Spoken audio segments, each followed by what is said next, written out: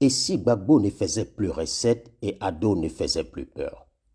Ces titres volontairement provocateurs résument à notre avis l'analyse que l'on peut faire des dernières élections locales et régionales.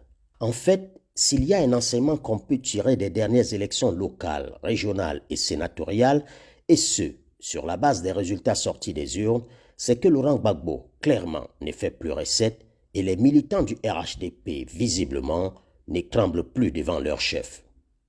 En effet, tous les dignitaires du parti de l'ex-président ont été battus, sans exception.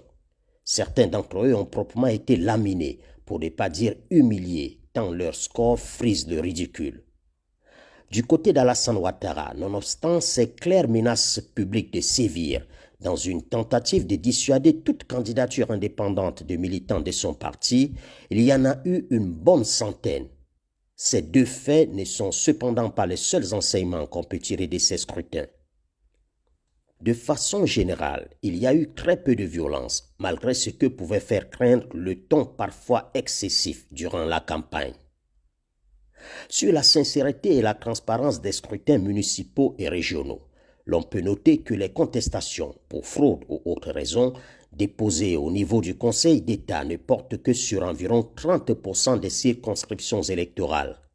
Dans ce lot, moins de 10% des requêtes ont débouché sur des annulations des résultats. Dans l'absolu, ce sont donc environ 5% seulement des résultats publiés par la CEI qui ont été invalidés par la justice. On peut donc en conclure que la Commission électorale indépendante a fait du bon travail, malgré le flot des récriminations de l'opposition vis-à-vis de cette institution, surtout au moment de la révision des listes électorales, quelques mois plus tôt. Par ailleurs, comme lors des précédents scrutins organisés par cette même CEI, de hauts dignitaires du régime ont été battus, à l'instar du président du Sénat et des ministres. Tout ceci mis ensemble permet d'attester de la transparence de ces élections. Pendant longtemps, on était dans une configuration où la scène politique était dominée par trois grands partis, incarnés par Henri Konan Bédié, Laurent Gbagbo et Alassane Ouattara.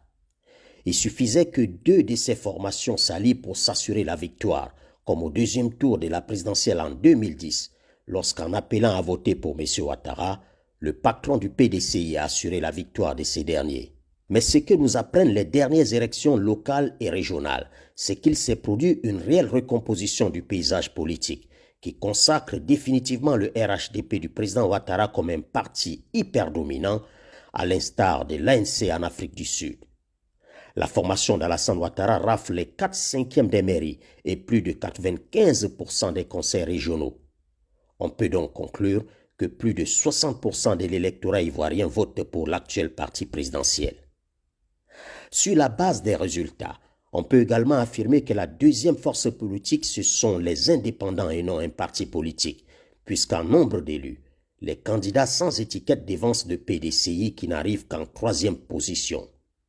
Mais en y regardant de très près, on note qu'à 98%, les indépendants élus sont constitués de frustrés du parti présidentiel qui ramènent généralement leur victoire à leur formation, ce qui devrait creuser encore un peu plus l'écart entre le RHDP et ses concurrents.